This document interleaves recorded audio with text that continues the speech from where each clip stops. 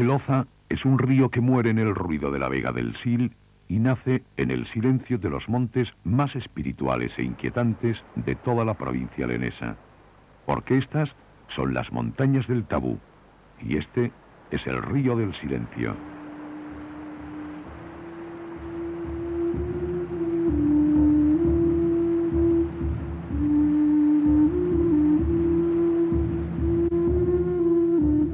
Desde la Gran Hoya ponferradina, el sur se oculta tras una impresionante muralla, un fenomenal espinazo encrespado de monteagudo que viene a ser la prolongación berciana de la Sierra del Teleno, aunque tiene nombre propio y se llaman Montes Aquilanos, que es palabra inequívocamente latina.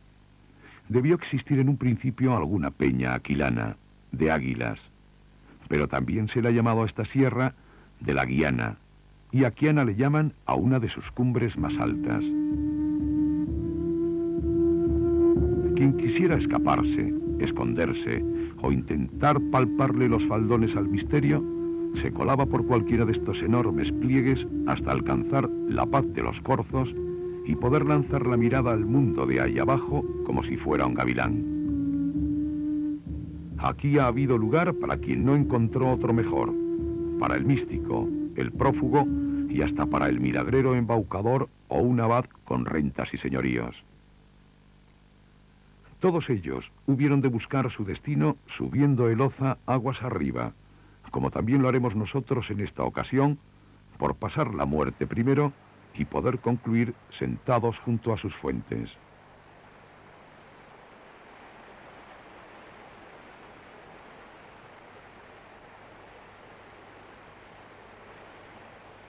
El Oza se entrega al Sil a la vista de Toral de Merayo y de la gran huerta de la Vega entre Ponferrada y Dehesas. Toral es villa que rondó los 1000 habitantes y hoy solo ha perdido 300.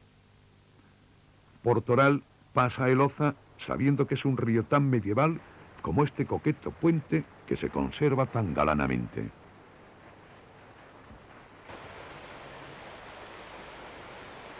Atragantándose un tanto entre peñascas de piedra pizarrosa, el Oza comienza a dar el apellido de Valdueza al primero de los 8 pueblos que lo llevan: San Esteban, del Valle del Güeza o del Valle del Río Oza.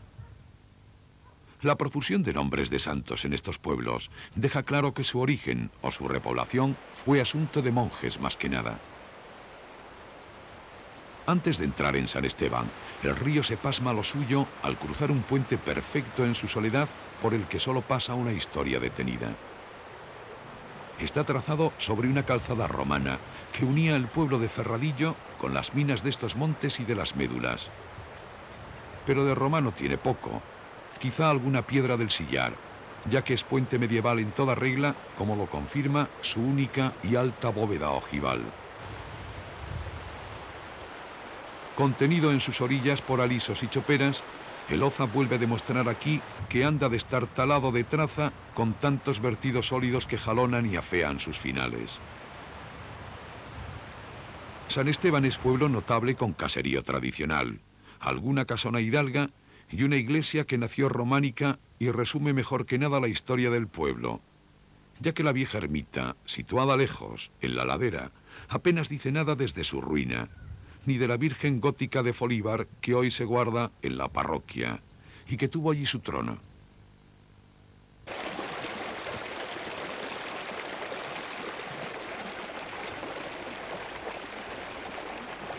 Aquí se ha instalado mucha historia, como en Valdefrancos, cuyo nombre parece revelar el asentamiento de algunos francos que encontraron aquí su derecho o su donación, como tantos otros francos lo hicieron en Villafranca o en tantos otros pueblos en las cercanías del Camino de Santiago, que no es otra cosa que un camino francés.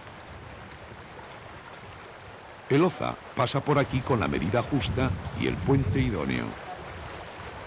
Los ancestros del pueblo están escritos en cada solana tableteada, en cada escalera y en cada esquina, pero desde la paz de su cementerio, los muertos quizás se preguntan ¿para qué necesitan hoy en el pueblo una palangana tan grande, tan amarilla y tan rara?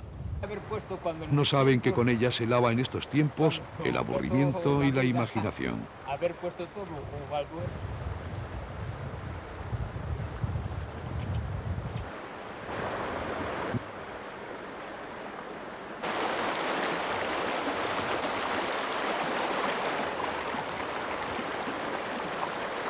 Cuando el Oza se cuela por los prados de San Clemente de Valdueza, se encuentra con un pueblo de vieja hechura y, afortunadamente, con menos ganas que otros tantos por cambiar el dibujo de su arcaica arquitectura. La verdad es que quedan menos gentes que nunca. De los 130 habitantes que tuvo, apenas 50 fijan aquí su futuro.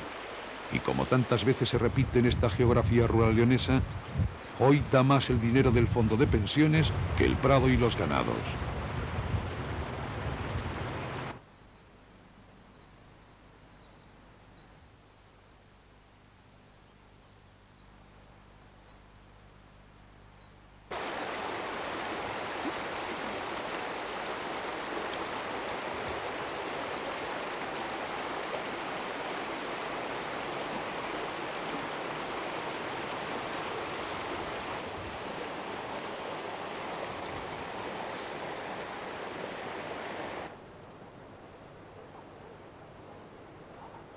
A partir de San Clemente, el camino deja al río hundirse en su estrechura y comienza una tortuosa ascensión que hasta la llegada del asfalto hace poco más de 10 años era toda una invitación a la angustia y al sofoco. Encaramado en un valle lateral, donde se cree que estuvo emplazado el castro Astur que llamaron Rupiano, el pueblo de Montes de Valdueza mantiene en pie apenas la sombra de tanta historia que encontró aquí su refugio y su poder. Se sabe que todos estos parajes fueron escarbados por la minería romana y por sus altozanos se construyeron canales o carriles para lavar todas las fechorías y destierres perpetrados en estos montes. Los lugareños creían entonces que pesaba una fatal maldición sobre todo aquel que llevara en estos montes hierro o herramientas. Quizá intentaban impedir con ello que la ingeniería de Roma asaltara sus pastos y brañas con obras hidráulicas que supusieron una profunda alteración en los sistemas fluviales. El tabú del hierro tomaba especial cuerpo en el Pico de la Guiana, que sin ser el más alto de esta sierra, es el que ha congregado a más dioses, ritos, mitos y tabúes. Fue lugar sagrado de los astures y posteriormente realquilado a los dioses de Roma, especialmente a Júpiter, dios de todos los truenos, que en estas alturas son frecuentes y rotundos. El cristianismo tardó en trepar por estas cuestas y en estos poblados de minería agotada esperaron nada menos que 7 siglos a los primeros monjes godos, hijos del espíritu de San Isidoro y de la iglesia toledana. Cuando San Fructuoso fundó aquí y en la cercana localidad de Compludo sus primeros monasterios, en los lugareños pervivían creencias astures, mitos romanos y todo el sentido mágico y secreto al que se acogen las gentes de vida esforzada, pobre y sometida. De aquel monasterio no quedó nada tras las invasiones musulmanas. Otro santo, Genadio, que fue ermitaño en estos andurriales y después obispo en Astorga, volvió a reconstruir el monasterio 200 años después, y aún así, de aquellas piedras tampoco queda nada. En el siglo XII son monjes benedictinos, es decir, patente francesa, quienes relanzan el cenobio y crece románicamente en su iglesia, aunque lo que vemos hoy son las ruinas de un claustro clasicista y una fachada barroca construida en el siglo XVIII. El monasterio de Montes se midió en rentas con los principales monasterios bercianos. Sus dominios se extendían desde Valdeorras hasta tierras astorganas. Viñedos, tierras, huertas, casas, molinos, herrerías, hornos y minas caían dentro de su órbita económica.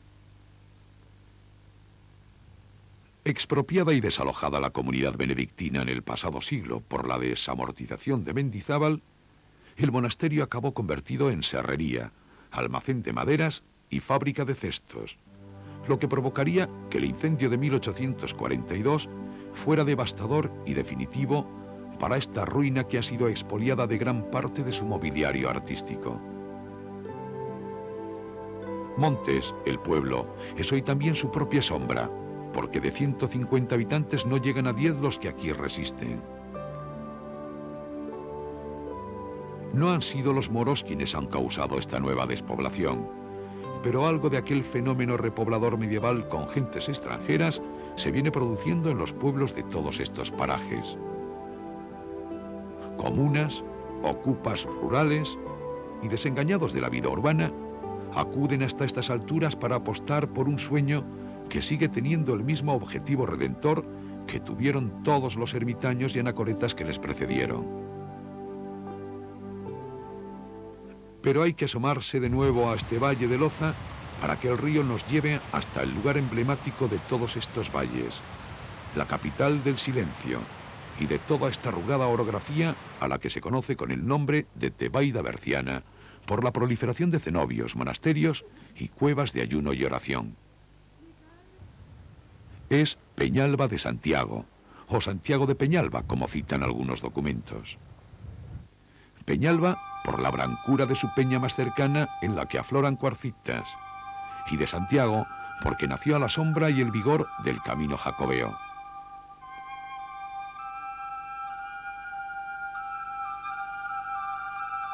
El lugar fue descubierto al final del siglo IX por San Genadio, que con otros monjes se retiró a cuevas y chozos. Genadio sería nombrado más tarde obispo de Astorga, y 11 años después se retiraría de nuevo a este su valle y fundando un monasterio en toda regla que congregara bajo la mirada de un solo abad tantos monjes dispersos y tantos pícaros que se habían colado en este barullo para sacar tajada con milagrerías y embaucamientos. Cuenta la leyenda que estando el santo en una cueva cercana haciendo oración, el ruido del agua le molestaba de tal manera que le conminó a que se callara, y entonces el agua desapareció bajo el lecho de piedras, dejando todo el valle en silencio y dándole nombre al mito de estas enormes cuestas. La verdad es que el río desaparece con cada estiaje, aunque a la cascada nunca ha habido quien la calle. El monasterio fundado se pobló con monjes cordobeses y toledanos huidos de la España musulmana. Eran cristianos, árabes o arabizados, y se les conoció como mozárabes, gente rigurosa en su concepto religioso, fundamentalistas y restauradores del integrismo visigótico frente a la islamización. Como arabizantes, trajeron sus gustos y sus estilos, su refinada concepción de la arquitectura y sus ritos. Del viejo monasterio no queda nada, y no deja de ser sorprendente, ya que habrá que suponerle no menos alarde arquitectónico que este bellísimo templo. En el siglo XII, el rey hace suyas estas propiedades y de entonces data el último abad. No se sabe si la comunidad fue integrada en el vecino monasterio de Montes o fue disuelta, pero sí queda de manifiesto que aquí ocurrió lo que en el resto de León. Las nuevas comunidades benedictinas y francesas, favorecidas por los reyes, renovadoras de la liturgia con sus ritos gregorianos y económicamente potentes, acabaron desplazando o engullendo al clero autóctono y los ritos propios. Todo lo mozárabe acabaría devorado por esta corriente. El pueblo de Peñalba tiene en cada una de sus casas tanta monumentalidad y significado como el exotismo mozárabe de su iglesia. El alineamiento de sus calles, el ingenio popular contra la escasez del medio, el alarde de sencillez y de sentido práctico confieren a estas casas un alma que también aquí anda enterrada bajo capa de olvido y de abandono, porque de 200 gentes que hubo, apenas quedan 20. Entre estas calles y esta vida está escrita la mejor sinfonía de la tradición arquitectónica del Bierzo. Pero hay que mirar de nuevo hacia el pico de la Guiana para acabar comprendiendo el ancestral sentido religioso que empapa necesariamente a estos montes misteriosos. No muy lejos de él se encuentra el conocido Campo de las Danzas, Un lugar de encuentro, de fiesta y de rito para todos estos pueblos y las contiguas localidades de la Cabrera Baja.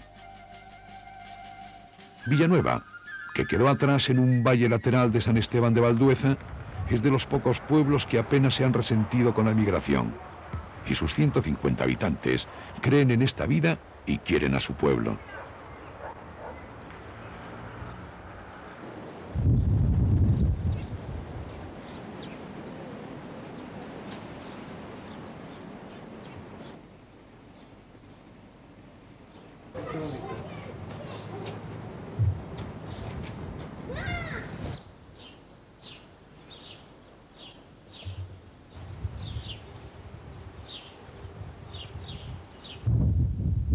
Encaramados en el monte y mirando a Loza desde su altura, dos pueblos de entraña vieja entran por derecho en esta historia. Los dos se apellidan de Valdueza. En San Cristóbal hay guiños de casa tradicional a cada paso, y en el corredor de alguna solana le cuentan a quien pase el misterio románico del apóstol. Pero quien se lleva piropos y admiraciones es su centenario tejo, junto a la arruinada ermita. Un árbol que hermana a estas gentes con aquellos astures que utilizaban sus ramas para hacerse arcos, y que, llegado el caso, se suicidaban comiendo sus hojas.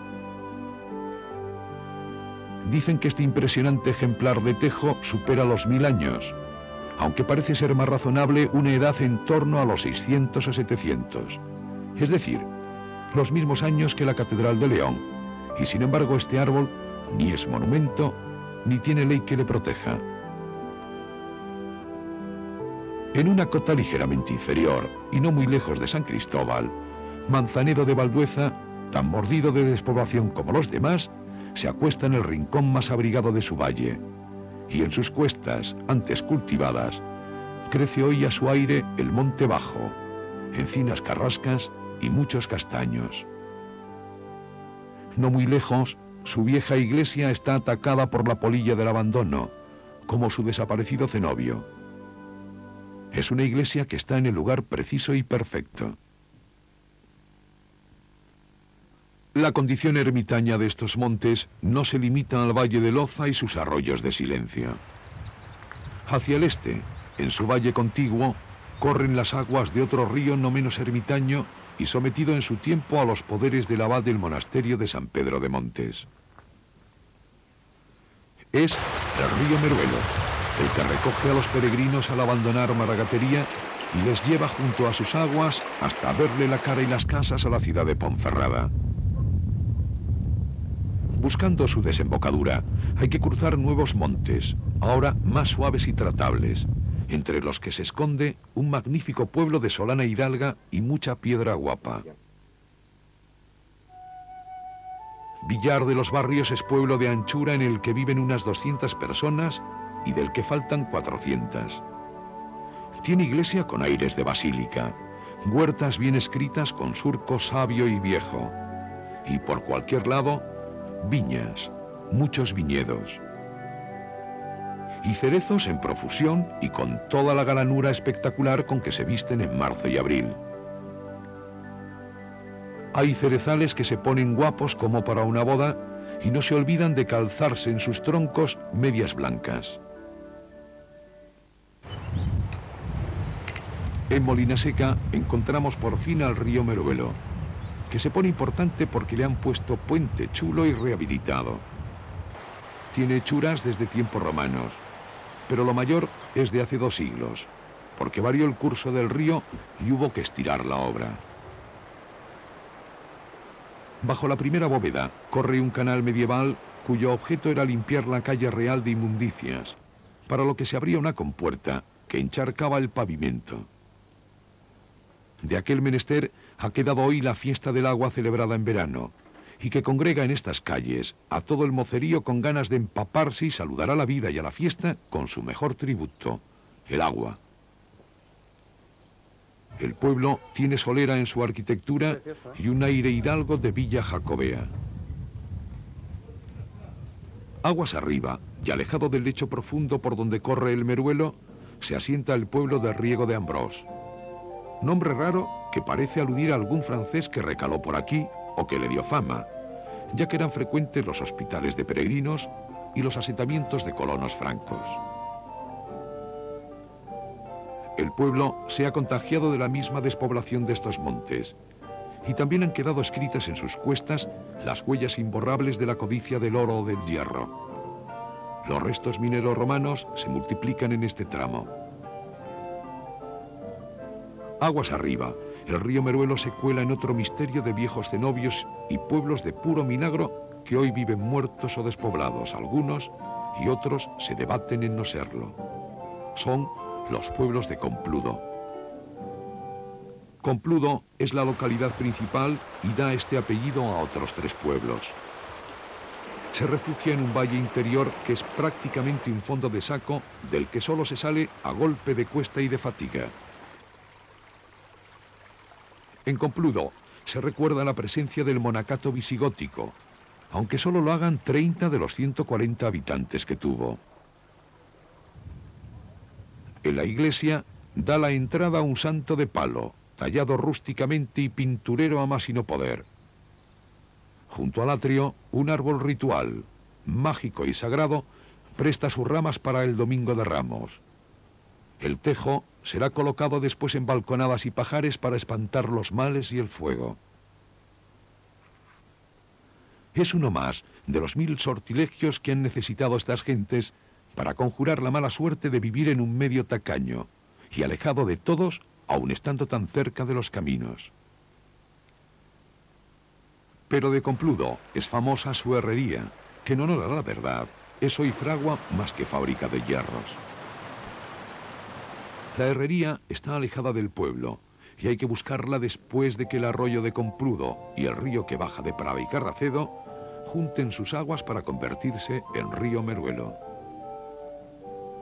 Para llegar a ella, prados y una densa vegetación de soto y lecho fluvial proporciona uno de los más sugestivos paseos por la memoria natural y por la historia. Dicen que la herrería es visigótica o medieval, pero parece que lo que hoy se ve fue reconstruido en el pasado siglo, aunque seguramente sobre la base de una obra similar anterior que pudo existir desde las primeras fundaciones de San Fructuoso, toda vez que era frecuente que cada cenobio tuviera su herrería, como lo tuvo el cercano monasterio de Montes o el de Vega de Espinareda. El agua es el secreto de este genial invento. Por una presa, llega el agua a un depósito superior o banzao, del que cae sobre una rústica turbina dentada que hará mover un gran tronco pilón, cuyo extremo golpea contra el yunque y el hierro blando. Hay que decir entonces que las fraguas se multiplicaron por el Bierzo hasta superar las 130, y que en realidad solo había unas pocas fábricas de hierro o herrerías. En todas ellas se hacían más que nada clavos, herrajes y hierros para el campo. A estas cifras hay que añadir unos datos que podrían explicar algún porqué del paisaje berciano. De las 2 minas de hierro en Borrenes y Ancares se abastecían herrerías y fraguas. Para fundir el mineral se efectuaban hornadas con unas 100 toneladas de roca ferruginosa, que en la colada quedarían reducidas a 25. Para una sola de estas faenas eran necesarios nada menos que 200 carros de leña. La deforestación de estos montes fue la norma dominante durante siglos, y así puede comprenderse la sobrecogedora peladura que presentan las cuestas de Viejo Robledal que un día envolvieron uno de los pueblos más sugerentes de estos valles, el Acebo. El Acebo es pueblo cuyas casas se pegan espalda contra espalda para matar los vientos acuchillados de hielo que por aquí corren. Y es pueblo alineado y estirado a lo largo de su única calle, que es camino obligado de concheiros y devotos de Santiago.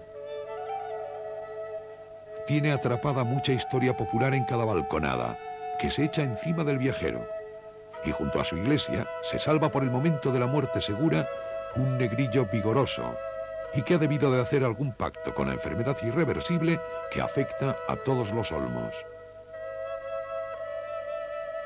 Después de beber en la fuente de la Trucha, dejando en unos fondos de vértigo las aguas del Meruelo y sus fuentes, el pueblo de Foncebadón anuncia ya que todo esto que se ve es otro lugar, otras gentes y otra historia. La maragatería comienza aquí con sus trazos tan propios y el enigma del origen de sus gentes. Pero Foncebadón, al que se cita en todas las crónicas compostelanas, es hoy una ruina desmoronada en la que solo vive una familia aprovechando pastos con un rebaño y algunas vacas. Temido este paso por la presencia de lobos y de fuertes nevadas que hacían perderse y morir a los peregrinos despistados, Foncebadón es la muestra más visible de otros 6 pueblos cercanos que hoy son fósiles, silencio muerto. El hielo tapa lo quemado. La mística de la pobreza reina hoy en esta tierra sin místicos ni monjes.